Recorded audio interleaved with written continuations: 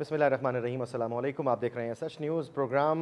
सच और सियासत के साथ मैं हूं मिर्ज़ा एहतशामुल्लाह। अरसलान खालिद साहब की तबीयत की नासाज़ी की वजह से ये जिम्मेदारी मेरे कंधों पर है। तो जनाब, आज के प्रोग्राम में हम बात करेंगे कुछ एनर्जी क्राइसिस के हवाले से, कुछ पॉलिटिकल सिचुएशन के हवाले से और कुछ उन बातों पर जिनकी वजह से हम 75 साल से एक ही राग अलाप रहे हैं और लकीर को पीट रहे हैं। इस सारी सूरत हाल पर बात करने के लिए जो पैनलिस्ट हजरात हमारे साथ मौजूद होंगे उनका तारुफ आपको करवाते चलें। जावेद सिद्दीक साहब हैं, सीनियर तज्जिया निगार हैं, अब्दुल्ला गुल साहब और साबिर शाह साहब तज्जियाकार हैं, हमारे साथ मौजूद होंगे। सबसे पहले चलते हैं जावेद सिद्दीक साहब की तरफ। पेट्रोलियम मसनूआत की कीमतों में 26 रुपये या शायद गुज़श्ता कुछ अरसे के अंदर 26 रुपये इजाफा किया गया और सिर्फ 8 रुपये की कमी की गई, ऊँट के मुँह में ज़ीरे के बराबर। जो एनर्जी क्राइसिस है उसको कैसे टैकल किया जाएगा पाकिस्तान के?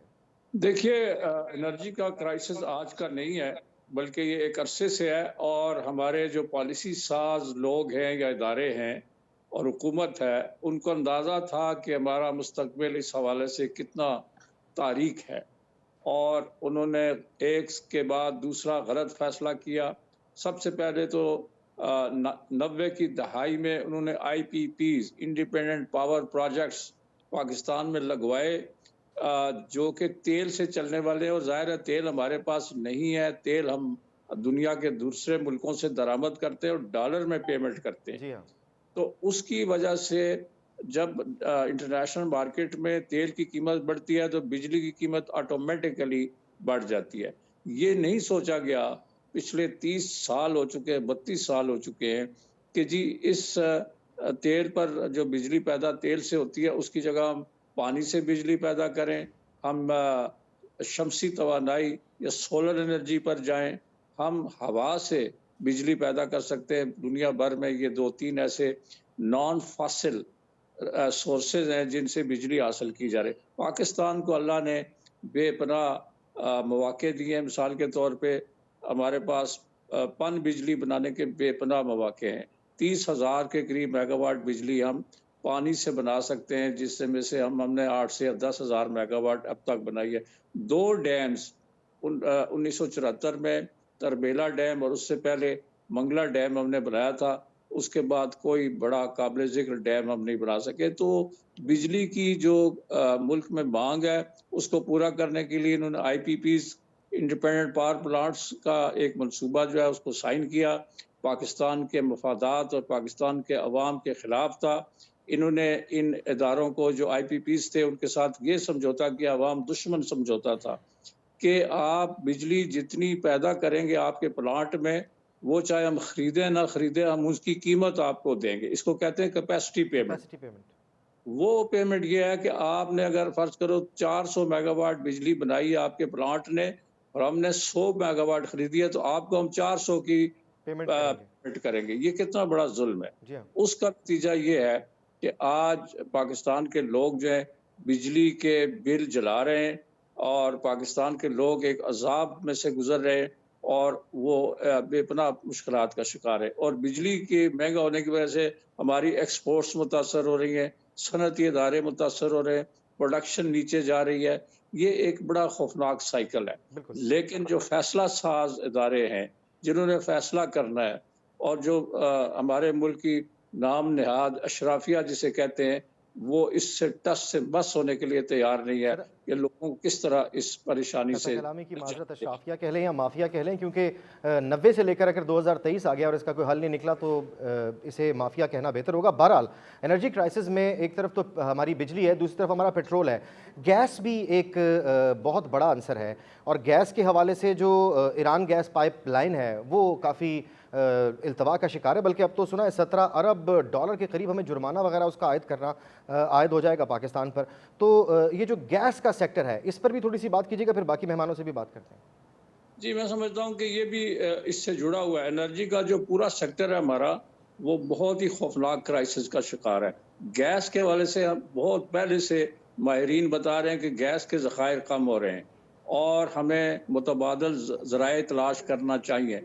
हमने अपनी सरजमीन से गैस जो है उसकी तलाश जो है वो ख़त्म कर चुके हैं। हम कोशिश ही नहीं कर रहे, कोई फॉरेन इन्वेस्टर आ ही नहीं रहा। और हमारी पॉलिसियों की वजह से, करप्शन की वजह से, अदम दिलचस्पी या डिसइंटरेस्ट की वजह से और सिर्फ अपनी जेबें जेबें भरने के लिए जो इन्होंने पॉलिसियां बनाई, उनकी वजह से गैर मुल्की इन्वेस्टर्स एनर्जी सेक्टर में इन्वेस्ट करने के लिए तैयार नहीं, खास तौर पर गैस के सेक्टर में। राइट। और उस कमी को पूरा करने के लिए हमने एलएनजी के कॉन्ट्रैक्ट्स किए हुए हैं, कतर से, कई और मुल्कों से, अब रशिया से भी बात हो रही है, अजरबैजान से हो रही है। तो जो इम्पोर्टेड गैस है वो इंतहाई महंगी है और उससे भी कॉस्ट ऑफ प्रोडक्शन बढ़ती है और लोगों की ज़िंदगी मज़ीद जावेद परेशानी सिद्दीकी का साहब, ये जो शिकार किक हो। बैक्स और कमीशन कल्चर है ना, इसने बड़ा नुकसान पहुंचाया है। अब्दुल्ला गुल साहब, आप क्या कहेंगे एनर्जी क्राइसिस के हवाले से? बिस्मिल्लाहिर्रहमान, बहुत शुक्रिया। देखिए, जहाँ तक क्राइसिस का एनर्जी क्राइसिस, कोई शक व शुबा नहीं कि पूरी दुनिया को एनर्जी के क्राइसिस जो है वो दरपेश हैं। लेकिन उसके नतीजे के अंदर फिर दुनिया के ममालिक ने उसके मुतबादिल बंदोबस्त किए। हमने अनफॉर्चुनेटली, क्योंकि हमारी हुकूमतें आती हैं सिर्फ 5 साल के लिए और उसमें भी तकरीबन 3 साल के बाद वो बोरिया बिस्तरा बांध लेते हैं या घर ही रुखसत हो जाते हैं। इसलिए वो कोई बड़े लॉन्ग टर्म प्रोजेक्ट्स करना नहीं चाहते। जो 2 डैम्स का ज़िक्र किया गया, मंगला और तरबेला का, इसमें भी रेत भर गई है और इसकी जो कैपेसिटी है, आपको पता है, इन दोनों को रेज़ किया गया था। इनका जो दीवारें थी वो ऊँची की गईं, दूसरे लफ्ज़ों में, और उससे जो है वो कुछ डैम की कैपेसिटी बढ़ाई गई, लेकिन वो नाकाफ़ी है। वक़्त के साथ-साथ बढ़ती हुई सनत को ज़ाहिर है एक मज़बूत सहारा चाहिए था एनर्जी का, जो कि प्रोवाइड नहीं हो सका। अब दूसरी तरफ बहुत ही अहम बात है कि ग़ालिबन 1996 के अंदर आईपीपीज़ के साथ जब मुआहदा हुआ, तो उसके अंदर वाज़ेह करप्शन के सबूत मौजूद हैं और उनके ऊपर आज तक कोई ऐसा अमल दरामद नज़र नहीं आया। फिर हमें तुर्किया से वो जहाज़ भी याद है जो आया, और वो डीज़ल, पता चला कि वो डीज़ल पाकिस्तान में रिफाइनरीज़ बनाती ही नहीं है, जिसके ऊपर वो चलता है। नतीजा ये हुआ कि पाकिस्तान को डैमरेजेस भी पे करने पड़े, पाकिस्तान को उसका नुकसान भी उठाना पड़ा और बिजली भी नहीं आई। ये जो आईपीपीज़ हैं, दूसरे लफ्ज़ों में कौम के लिए, कि वो एक बड़े जनरेटर हैं। उनमें जब आप डीज़ल, पेट्रोल डाल देते हैं और शेल्फ लगाते हैं, तो वो डीज़ल से जनरेटर स्टार्ट हो जाता है और जब तक उसमें डीज़ल रहता है, तब तक जो है वो काम करता है और जैसे ही आप चाबी बंद करते हैं, बिजली खत्म हो जाती है।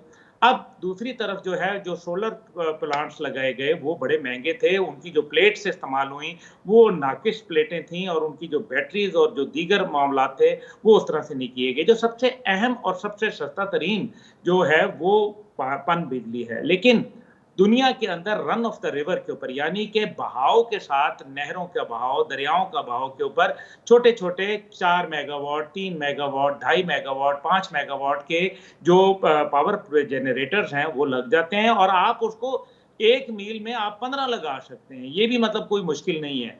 आपने उसके ऊपर तवज्जो नहीं दी। नतीजा ये हुआ कि पाकिस्तान में जो बिजली का क्राइसिस था, बढ़ता गया। दूसरी तरफ गैस की अगर बात कर लें, तो गैस के अंदर आपने जो है, एक तो ईरान पर गैस पाइपलाइन के ऊपर जो है, वो देखें ना, ज़रदारी साहब की हुकूमत के आखिर के अंदर जो है वो मुआहदा हुआ था। लेकिन उसके बाद ज़रदारी साहब की दोबारा हुकूमत पीडीएम की शक्ल में आती है, लेकिन गैस पाइपलाइन के मुताबिक जो है, वो जो मुतल्लिक है, वो टस से मस नहीं होता मामला, क्योंकि अमेरिका का दबाव है। साफ-सी बात है, अमेरिका नहीं चाहता कि पाकिस्तान जो है वो तिजारत करे। ये अलहदा बात है कि भारत, जो उसका मन पसंदीदा है, वो बाकायदा ईरान के साथ तेल भी लेता है और गैस भी लेता है। अब तीसरी चीज़ उसके अंदर है कि बिजली। बिजली तकरीबन आज से चंद साल पहले, जावेद साहब जानते हैं कि ईरान के सदर जब पाकिस्तान तशरीफ़ लाए, तो उस टाइम पे 50 पैसे फ़ी यूनिट वो आपको बिजली देना चाहते थे और इस टाइम पे भी जो पाकिस्तान में जो बलूचिस्तान का इलाका है, ख़ास तौर पे उसके अंदर जो कोस्टल लैंड है या तुर्बत है या जी, जी। आस-पास के मुल्हिका इलाके हैं, उनके अंदर 105 मेगावाट बिजली जो है वो ईरान से आ रही है।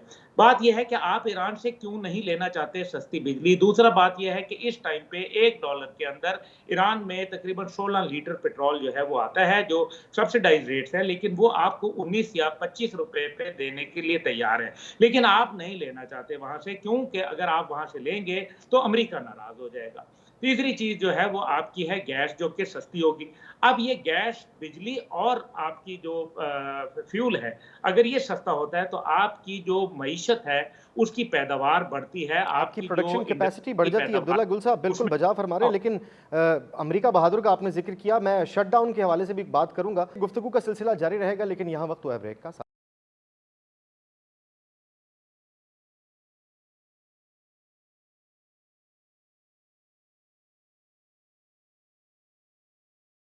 Welcome back.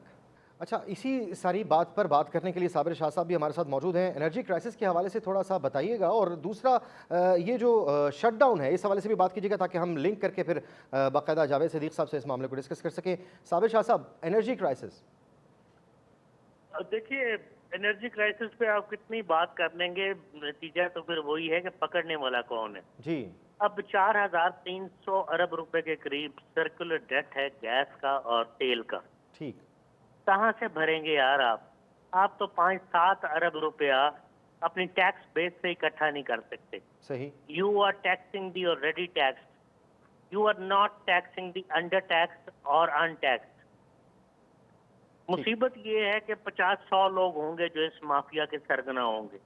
हर हुकूमत के वो फेवरेट हैं, स्पॉन्सर्स हैं पॉलिटिकल गवर्नमेंट्स के। उनके रूट्स आर्मी में भी हैं, जुडिशरी में भी हैं, जर्नैलों में भी हैं, जजों में भी हैं। तो पकड़ेगा कौन? It continues unabated.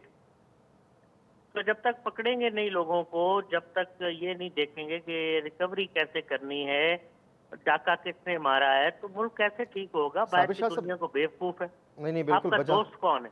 हाँ जी? बजा फरमा रहे हैं। बिल्ली के गले में घंटी बांधेगा कौन? इसी मकसद के लिए तो पार्लियामेंटेरियंस हैं, इसी मकसद के लिए तो ये पार्लियामेंट है, ये सो कॉल्ड डेमोक्रेसी है। नहीं जी, कौन सी पार्लियामेंट, कौन सी डेमोक्रेसी? डेमोक्रेसी सही मानों में होती तो ये हाल होता। गुजारिश ये है कि आपके मुल्क में कोई एक चीज ठीक नहीं है, अब मैं और आप भी बैठ जाएं, इतने इतने लेक्चर दे रहे हैं बैठे हुए, हम शाम को फेल हो जाएंगे। पकड़ना किसको है यार? किस जुर्म में पकड़ना? यहाँ तो हजारों जराइम हुए हैं। पाकिस्तान बनने के बाद क्लेम्स और रिहेबिलिटेशन से काम शुरू हुआ, मिलों को लाइसेंस मिले, शुगर मिल्स को, ये वो। उसके बाद जमीनों पे कब्जे हुए, बदमाश पैदा हुए। उसके बाद हुकूमती जो रिसोर्सेज हैं उन पे लोगों ने कब्जे किए। मेरा मकसद है कि कौन पकड़ेगा? बिल्कुल बिल्कुल। आप अच्छा वकील कर लें, अच्छा जज कर लें, आपको पकड़ने वाला कोई नहीं। आपके जर्नैल वाकिफ हो, आपको पकड़ने वाला कोई नहीं। 2-4 पार्लियामेंटेरियन आपकी लॉबिंग करें, आप स्पॉन्सर करें पॉलिटिकल पार्टीज को। हर पॉलिटिकल पार्टी के कॉमन डोनर्स हैं यहाँ पे, common donors, we all know that. बिल्कुल। लेकिन कोई चीज नहीं है। आप रोजाना इन प्रोग्राम्स में ये बहस करते रहेंगे कि फाई गो इनटू टेक्निकलिटीज के जी एक्सप्लोरेशन नहीं हो रही, नेचुरल रिसोर्सेज की एक्सप्लोटेशन नहीं हो रही, मशीनरी नहीं है, एक्सपर्टीज नहीं है, फॉरेन इन्वेस्टमेंट नहीं आ रही, इनकंसिस्टेंट पॉलिसीज हैं, करप्शन है, जुडिशरी में फ्लॉज हैं, लोग डरे हुए हैं। I mean this is the same nonsense that is going on since I started my journalism 32 years ago। जो मैं 32 साल पहले लिखता था वही आज लिख रहा हूँ। तो किसी ने कुछ किया ही नहीं, कोई होगा ही नहीं। तो यहाँ तो ये कि you see you are hoping against hope कि कोई चीज बेहतर होगी। The whole DNA has to be revamped, the whole system has to be revamped. Who is going to do it? यहाँ तो आपके पास पैसे ना हो तो आपको गली का एक नुमाइंदा नहीं चुन सकते लोग, काउंसलर तो बहुत दूर की बात है।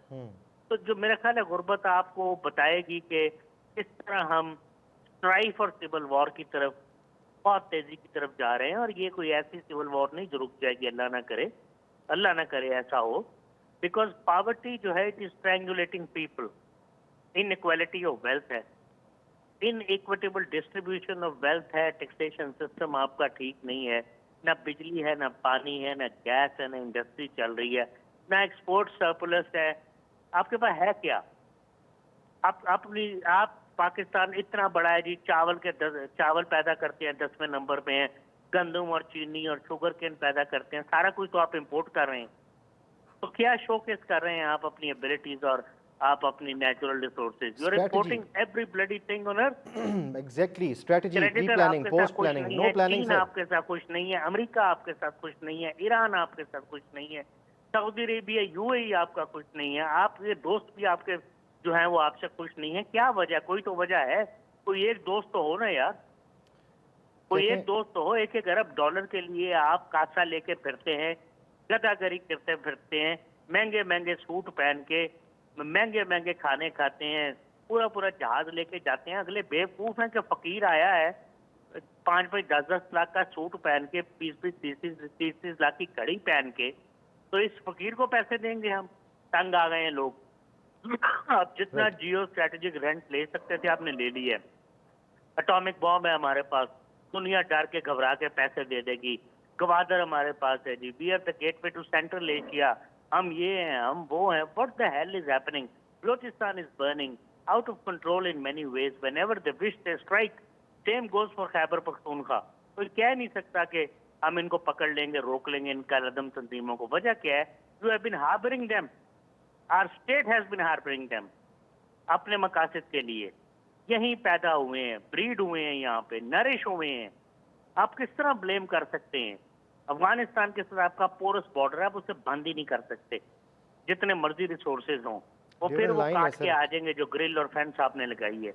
इंडिया के साथ आपके ताल्लुका ठीक नहीं है. Why should China be lending you loans whenever you wish? CPEC आपने बना लिया है. It is come to a grinding halt. America के साथ आपके ताल्लुका ठीक नहीं है. Whatever you get as loan and aid, you simply eat it out. आपकी इशराफिया खा जाती है उसको. लेकिन पकड़ेगा कौन? मैं तो फिर वही बात कर रहा हूँ. वहीं आ जाती है बात कि बिल्ली के गले में घंटी बांधेगा कौन.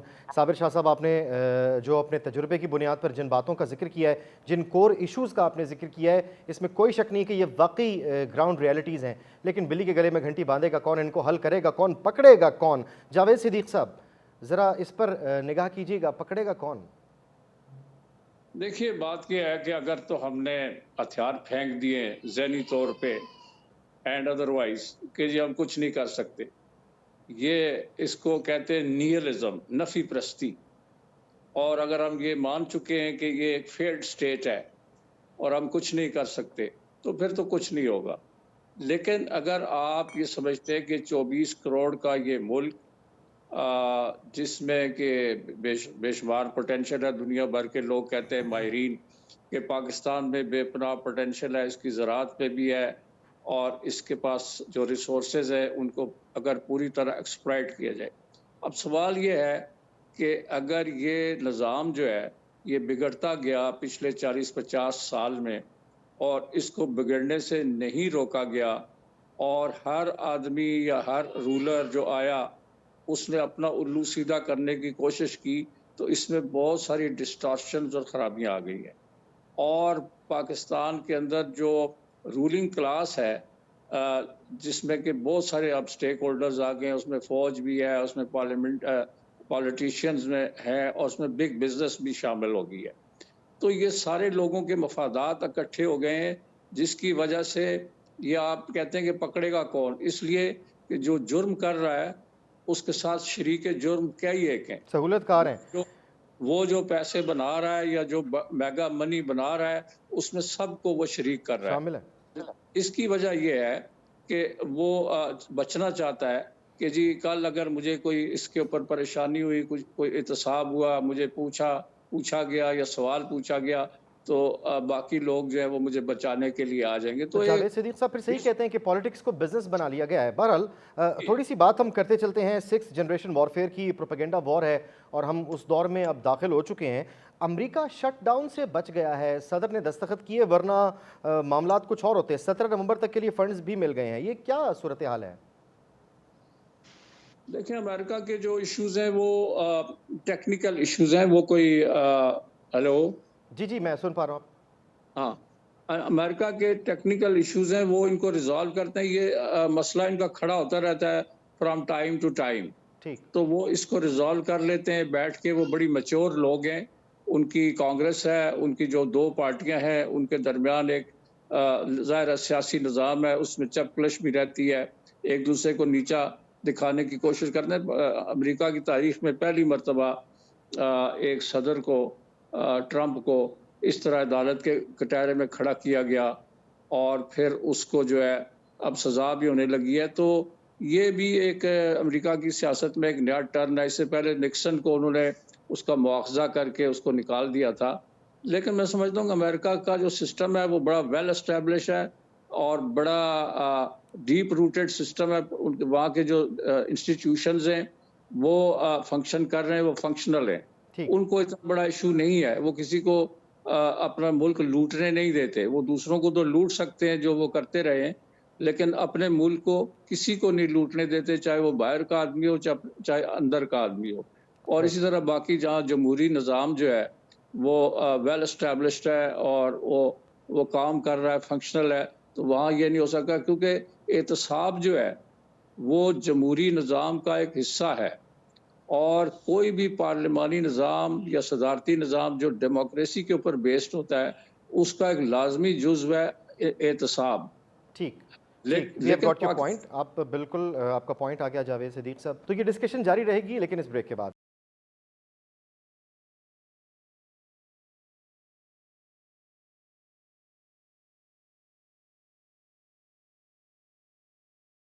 Welcome again. अब्दुल्ला गुल साहब, ग्लोबल रिसेशन कुछ अरसे पहले यानी कुछ सालों पहले शुरू हुआ, गालिबन वो अभी तक जारी है और अब तो काफ़ी तगड़ा होता जा रहा है।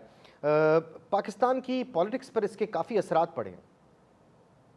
जी बिल्कुल, पाकिस्तान की नहीं पूरी दुनिया की पॉलिटिक्स के ऊपर इसके असरात पड़े। अभी जो हालिया देखिए ना, जो यूक्रेनियन क्राइसिस है उसके बाद से यूरोप के अंदर एक सोच डेवलप हो गई कि अमेरिका जो है वो अब उनको ना ही फूड सिक्योरिटी प्रोवाइड कर सकता है, ना डिफेंस शेल्टर प्रोवाइड कर सकता है, और ना ही चाइना से सस्ती मसनूआत बना के उनको दे सकता है। इसलिए अमेरिका की जो अफगानिस्तान के अंदर एक मेरे ख्याल में एक मिसाली शिकस्त जो कि कहेंगे, उसके बाद से अमेरिका का जो मामलात हैं वो कमज़ोर से कमज़ोर तर होते हैं।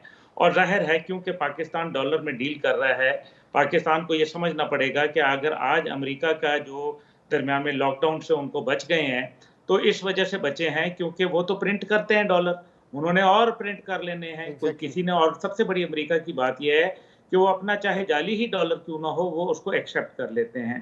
दूसरी तरफ वो ड्रग वॉर्स करते हैं और ड्रग माफियाज को सरपरस्ती करते हैं, जिसकी बुनियाद के ऊपर वो वहाँ से पैसे कमाते हैं, और इसकी ये मुतअद्दद मिसालें मौजूद हैं। अभी वाटरगेट स्कैंडल का जिक्र किया जावेद साहब ने, इसी तरीके से दीगर हैं मामला। लेकिन बहरहाल ग्लोबल रिसेशन जो है वो उन लोगों के ऊपर लागू नहीं होता जो फूड सफिशिएंट होते हैं। पाकिस्तान अनफॉर्चुनेटली हमारी जो फूड डेफिशिएंसी आ रही है, ये एक बहुत खतरनाक सूरत हाल है, और उसकी वजह यह है कि ये बढ़ती हुई जो फ्यूल प्राइसेस हैं, इसकी बुनियाद के ऊपर, और नित नए टैक्सेस जो हैं जो कि सिर्फ एक खास हल्का को लगते हैं, नतीजा ये हो रहा है कि हमारे जो मसाइल हैं एग्रीकल्चर के रिलेटेड वो बढ़ते जा रहे हैं। और मुझे ये खतरा है कि कहीं ऐसा ना हो कि बढ़ती हुई डीजल की प्राइसेस से आपके जो इस बार बिजाई का जो अमल है, खासतौर पे गंदम का, वो कहीं उसके अंदर जो है रखना ना आए, जो कि बहुत खतरनाक अमल हो सकता है, और हमें जो है वो टोटल रिलाई करना पड़ेगा। अब जहाँ साबिर साहब ने पिछले सेगमेंट में बातें कही थी, मैं ये समझता हूँ कि ठीक है, बातें तो बहुत उनकी हकायक के ऊपर मबनी है, लेकिन क्या फिर अगर उन्होंने 32 साल पहले शुरू किया था जो लिखना, आज भी वही लिख रहे हैं, तो इसका मतलब है कि उनको फिर जो अपने पहला लिखने के बाद दोबारा लिखना ही नहीं चाहिए था। मैं समझता हूँ ऐसी बात नहीं है। पाकिस्तान के अंदर अच्छाई भी आई है, मुश्किलात भी आई हैं, किस मुल्क में नहीं आई? क्या ये 130 साल अमेरिका में सिविल वॉर नहीं रही?